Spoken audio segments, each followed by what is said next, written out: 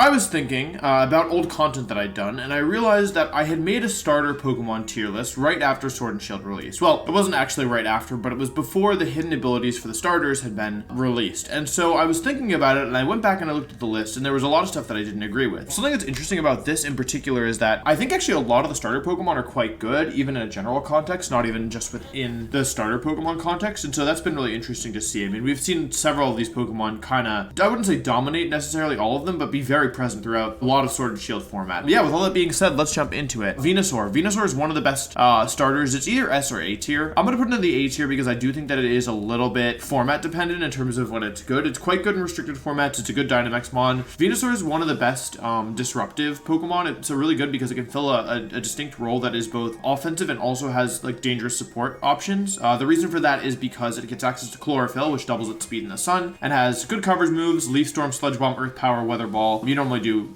those three without Sludge Bomb, but you can run Sludge Bomb if you want. The real thing about Venusaur is that it gets Sleep Powder, and you know, a Sleep Powder that's faster than Regieleki means anything without speed control is not going to be able to outspeed this. And so it's a Pokemon that can really swing games because a timely Sleep Powder is definitely a really big deal. I will say it's a little inconsistent. You oftentimes, like, you're not going to know if your opponent has safety goggles until you've like seen it once, and so that can be risky. It's not super bulky, and also missing a Sleep Powder can be really bad, so it is a little bit inconsistent. The other thing though is that it does have a Gigantamax form with Gmax Vine Lash, which is very dangerous because it does a lot of passive chip damage. So it's overall just a really solid Pokemon. It can be offensive, can be bulky, can be disruptive, can be aggressive. So it's really flexible. It's a really good Pokemon. Charizard, also very, very good. I'm going to put Charizard in the A tier as well. Another really good offensive Pokemon. Charizard really thrives because between Solar Power, Gigantamax, Wildfire chip damage, and Life Orb, and Stab, and Sun Boost, it does actually insane damage with its fire type moves. Sun boosted Blast Burn, Gmax Wildfire is with Life Orb is one of the hardest attacks in that game to switch into, and there's a lot of Pokemon that just fold to it even if it's neutral. The issue with Charizard is that, and the reason it's not a higher tier is although it's very good in Max, it is weak to Regieleki, number one. It's not especially bulky, and the 4 times weakness to Rock doesn't help. Landorus Therian is a Pokemon that can definitely be scary if you're a Charizard player. Weak to Water, weak to Electric, weak to Rock. It's really, really not great out of Max, although if you have speed control, it can still do big damage with Solar Power and Sun. And that's the other thing, is that both Charizard and Venusaur are very dependent on Sun being up in order to really shine, and so overall it's a super solid mon, very good, but it has a couple abusable weaknesses, which is why it's not S tier. Still by far one of the best starters. Blastoise. I'm actually going to put Blastoise in the A tier. Basically, people just realize that the chip damage that you get out of the starters and Colossal is really significant. It just does incredible like amounts of damage to the whole team. The secondary effects of all these max moves are 1/6 damage on both your opponent's Pokemon, so a third of their health per turn for 4 turns, for a total of 4/3 of their health, 133%. It does a third of the opponent's HP basically. It does like in passive damage, and of course like there's ways to negate that. Grassy terrain mitigates it a little bit. Some types are immune to Grass, Fire, Water, and Rock for Colossal are immune to each specific type. If you Dynamax or Gigantamax during that, you take half damage on that Pokemon, so it's not often the full 1/3 of their whole team's HP, but it's still a lot of damage. I think it's really devastating. People have realized how strong it is. Blastoise has had a real resurgence recently. It does well in Zation. People are running Whack and Berry. It can also have good support moves like Yawn. You can be offensive with Shell Smash. I think the current set right now is like Water move, Ice move, Protect, Yawn, but there's other options as well. So yeah, Blastoise has really shown up, and it's done pretty well. There was a Registeel Blastoise team that was pretty popular for a while, so I'm going to put Blastoise in the A tier. It's probably closer to B+, to be honest, but I don't really want to add pluses and minuses, so yeah, this is, of the 3 of them, I would say Venusaur, then Charizard, then Blastoise. I actually think this is the right order, but Blastoise is still very good. Meganium is going in the F tier. There's no real reason to use Meganium. If you want to use a bulky grass type, there are better bulky grass type Pokemon. It just doesn't have anything unique about it, It's a middling bulky grass type, but you could also just run Rillaboom and have like an infinitely better bulky grass type, right? It doesn't have enough unique moves. It has Heal Pulse, Aromatherapy, but those moves aren't good enough to justify using it on its own, and I think the real thing about Meganium is it doesn't have any field pressure, right? The opponent is often going to be able to ignore it. It's not going to threaten anything, There's a lot of really good grass types. I mean, Amoonguss, Venusaur, Rillaboom all come to mind off the top of my head. I'm sure there's other good ones as well. Meganium just really doesn't compare to that. Typhlosion, I'm going to put in the D tier. It's not a good Pokemon, but at least like you can do something with it, which is Choice Scarf or Choice Specs Eruption under the right conditions. It's not good, but it is like a fast eruption user with like decent special attacks, so it has like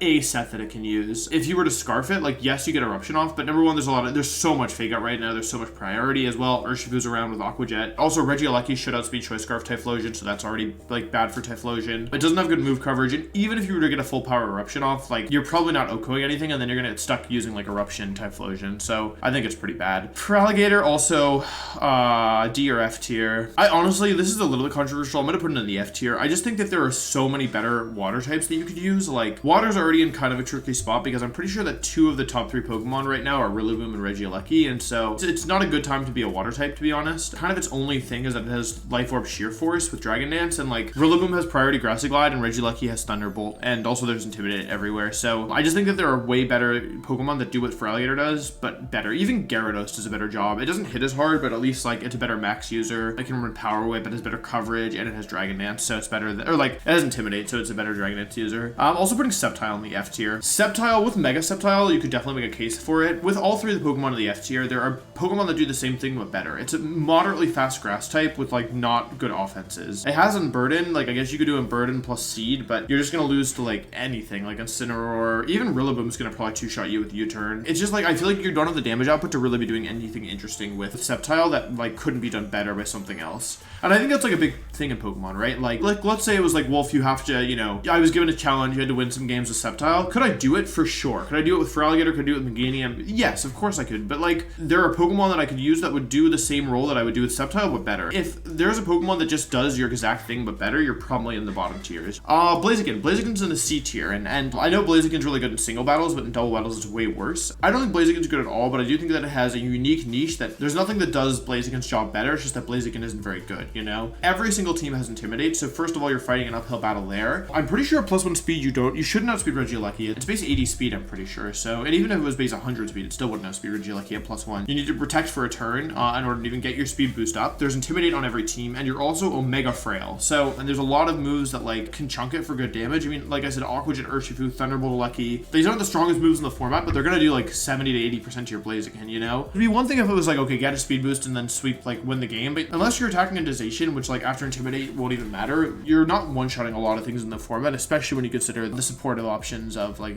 yeah, Incineroar, Landorus, stuff like that. So with its Mega form, it was definitely okay in the right context because you got a little bit more power and a little bit more bulk and a little bit more speed, but that was also pre-Regieleki time, and I just don't have as much faith in Blaziken now with dynamic speed changes. Swampert. I think Swampert's going in the B tier. This is definitely a Pokemon that has a unique role. It's good into Zacian, it's good into Thundurus, it's good into Regieleki, it's good into Incineroar. The issue with Swampert is that it really struggles to do damage a lot of the time. Unless it hits for super effective damage, it's not 2-shotting anything, and even if it does hit for super effective damage, it's probably not 1-shotting. Like, I doubt this thing kills Landorus with Ice Beam or Incineroar with Earth Power or Scald or anything. So I do think one of the nice things about Swampert, though, is that it does have access to Wide Guard, so it has good supporting moves in Wide Guard and Yawn, but it lacks a little bit of damage. I think that it's actually kind of, a lot of the time, Gastrodon might be better, but it does have some unique things over Gastrodon, so it's not bad. Torterra's going in the F tier. It's slow, it doesn't do enough damage, it's not a good Trick Room sweeper, it's not good out of Trick Room, some Grass and Ground is solid coverage, I guess, but it struggles to hit grass types. It can't really set up effectively. Curse or Swords Dance aren't going to be effective enough on it. Yeah, it's just not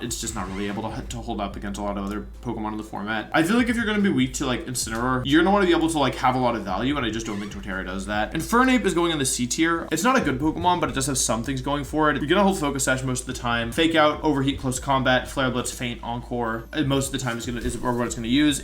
I wouldn't recommend it. It doesn't have the damage output to really keep up with a lot of like other Focus Sash users. Empoleon, I love Empoleon. It's actually really bad. Like, Empoleon should be, like, in my heart, Empoleon should be a B tier mon. Is it C tier? It's just so bad, though. So, like, here's the thing about Empoleon, right? Empoleon gets access to the move ability Defiant, right? So, like, you might think, oh, Empoleon's so good, but Aqua Jet with max attack Adamant barely tickles Landorus, to be honest. And if it maxes, yeah, no shot at all. And if you go special, like, yes, you can go special, then you're okay versus Landorus, but you could run, like, Shuka Berry. Wait, why does it do no damage? Oh, because it's Earth Power.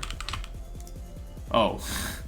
You know what? I'm gonna bump Empoleon up. It can 1v1 Landorus, I guess, so it goes up to C tier. It's probably an okay Maxmon, but like the thing is that it's in a really awkward speed tier. I think that's the biggest thing with Empoleon is that it's not slow enough that you really want to use it in a Trick Room, but it's too slow that you can really invest in the speed and really get a lot of value out of it. It's pretty sus. If Empoleon's your favorite Pokemon, you could probably make it work, but there's gonna be Pokemon that do the same thing but better. Even Primarina, who's not super good, does the same thing but better. I like Superior. I'm gonna put it in the B tier. Superior probably doesn't belong in the B tier. It probably belongs belongs in the C tier, but the thing about Superior is that it has access to something unique in Leaf Storm plus Contrary, and I think that if people were to use this thing, they'd be surprised at like how quickly it can run away with games. I don't think it's necessarily good in the current format, but I still want to put it in a high tier because I think if people don't respect it, it can easily run away with games. It also has access to good support moves like Glare Substitute, Leaf Storm Protect, or Giga Drain is going to be your set most of the time. But yeah, I do think that Superior is a Pokemon that in the right context is really strong. Emboar, I love Emboar to death. It's not super good. It's one of my favorite Pokemon. I you know, won my first ever tournament with it in large part thanks to it. I got top 8 at the World Championship with it. I do really like Emboar, but yeah, it's just like there are better fire types. There's better fire types in Trick Room. Torkoal's better fire type in Trick Room. All of its good moves have recoil or have like a secondary drawback. Flare Blitz, Superpower, Wild Charge, Head Smash. Actually, a lot of the starter Pokemon are like, they're too slow to really be able to like keep up with a lot of the format, but they're not slow enough to really be able to function in Trick Room, so they get kind of like just hosed. Samurott, there's better water types. I guess Samurott has a little bit more going for it than for Alligator, so I'll put it in the D tier, but I would never recommend using anything D or F tier, to be honest, because there's better Pokemon, right? If you wanted a bulky water type that like is going to do damage, there are multiple better Pokemon that you could use than Samurott, and Samurott doesn't have anything unique about it, unfortunately. Like there's no real reason that I can think of why you would want to use Samurott over Blastoise, let's say, right? Every single thing that Samurott can do, Blastoise can do, except Blastoise is better. So yeah, I don't like Samurott very much. Chesnaught, I bet this thing has a niche. I'm gonna put it in the C tier. Spiky Shield, Fake Out Leech Seed, Drain Punch, Wood Hammer. It's actually really physically bulky. It also gets access to Bulletproof, which can catch people off guard if they're not expecting it. I wouldn't go so far as to say it's good, but it's probably okay. The thing about Chesnaught is that Rillaboom exists, and you'd never want to use Chesnaught over Rillaboom, but I think that it has some things going for it. Access to Fake Out, decent support moves, not great, but I think it's definitely better than the Pokemon in D tier. Delphox, I think I had to put Delphox in. I mean, Delphox can do some damage, so I'm gonna put it in C tier. I guess you could run like Scarf Delphox. It's pretty bad though. This is probably D plus tier. I'll leave it in the C tier for now for all the Delphox fans, but I don't think it's very good. It would be difficult to make this thing work. Fire Psychic is not super. Now, you know what? No, it goes in the D tier. I really can't justify putting it in the C tier. It doesn't do enough. You know, it's really frail, especially on the physical side. Fire Psychic isn't super complementary typing. Like most of the things you could hit with Psychic, you can hit with Fire anyway. And yeah, it just doesn't have enough that like it does. It just kind of sits there and does like medium damage for a couple turns. Well, for one turn and then gets one shot. So I don't like it. Greninja I'll put in the B tier. Definitely a unique Pokemon in that it's a very offensive Pokemon with Protean. Difficult to deal with. Not super phenomenal like in the current format because again, Lucky exists and that's going to invalidate like Regilucky's presence invalidates like 90% of all Pokemon, but it actually has the ability to do damage. I don't know if this thing is in the game, to be honest. I think it is. But like Life Orb plus Protean plus Dynamax should be really strong and should do a lot of damage. The thing is also gets max Airstream, I'm pretty sure. And yeah, just like Protean plus Life Orb plus Dynamax is a good combination. So this thing's going in the B tier. Decky Dewey, it was good at some point during Sword and Shield. It was like hard to deal with, but it's like a decent physical attacker, I guess. It's not good in the current format. In some formats it can be okay, so I'll put it in the D tier. It just doesn't have the speed, it doesn't really have the damage, and it doesn't have the bulk. It's like okay speed, okay damage, okay bulk, which is just altogether very bad. Incineroar you could argue is the best Pokemon ever created. It's not the most powerful Pokemon, but in terms of the utility it provides, it's pretty unmatched. Intimidate, Fake Out, it was already broken and then they buffed it. Like they literally gave it a buff going into Generation 8 because they gave it Parting Shot for some reason, which is just a better version of U-Turn most of the time. So I really don't know what they were thinking giving this thing Parting Shot. Like it was already the best Pokemon. There was a point where Incineroar was on like 70 to 80% of all teams, which is like legitimately crazy. And they buffed it going into the Generation 8. So I don't know what they were thinking. But yeah, Incineroar you literally could argue is the best Pokemon of all time. And so at least in VGC you could argue it. Primarina, I like Primarina a lot. I'm going to put it into the B tier because it's not good right now. This is a really powerful Pokemon in the right context. There were parts of VGC 2020 where Primarina was really, really good and you really had to respect it. It had a good synergy with like Ferrothorn and yeah, Incineroar or Arcanine. But yeah, it's a really, really good support or offensive sweeper.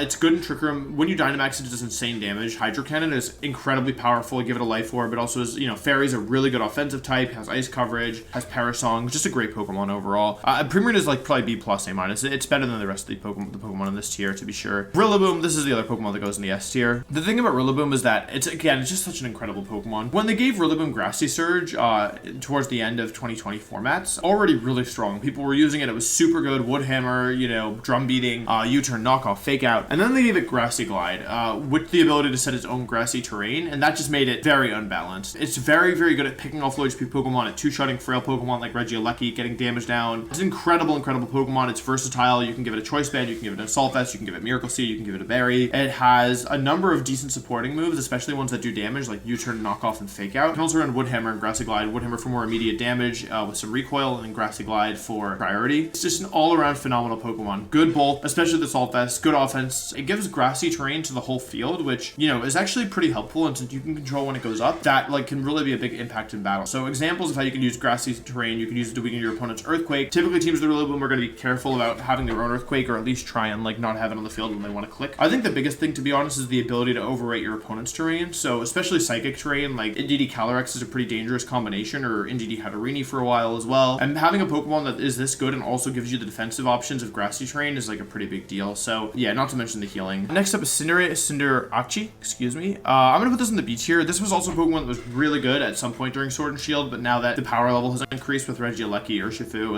and you know, restricted Pokemon, it's definitely fallen off a bit, but it's still a very good Pokemon. This is just like, it's the same ability as Greninja, so a lot of the things I said for Greninja also apply here, and that is a max Airstream user with Bounce, Pyro Ball, Iron Head, Sucker Punch, High Jump Kick, and it just does like good damage. It's hard to switch into. I think the big thing is that with Incinerator's popularity, it's not as good, but this was a Pokemon that for a while, if you didn't respect it, would just like run away with the game because it was so hard to deal with, and it was hard to hit as well. Like, you wanted to max Quake it if it was going to go for Steel Spike, but then it would Airstream, so you want to like max Rockfall, but then to go for Steel Spike, you know, or Knuckle. For a while, Cinderace was really good, so yeah, I think that this is a super solid mon. And then I'll put Inteleon on the C tier. C tier mons are like mons that like you could use them if you had to, but they're not very good. There are definitely just like Pokemon that do Inteleon's job but better, but it is a pretty fast water type attacker that after an Airstream should be able to outspeed a Lecky, so probably water move, ice move, flying move, protect, or maybe dark move on there somewhere. I wouldn't recommend using it right now, but like in the right context, it can be decent at least. There was a small period where Inteleon was okay at the beginning of Sword and Shield, so, but anyway, I think that this is a more accurate list. Definitely some stuff could probably be argued. I think it's funny. I didn't do this on purpose, but I think it's funny that the 3 A tier mons are the Kanto starters. S tier I feel solid on. I would, yeah, these two are so broken and that's not going to change anytime soon. But let me know what you thought. Let me know if there's anything you agree or disagree with, or if you want me to talk about anything else with regards to this topic. But thank you for watching, and I hope you enjoyed.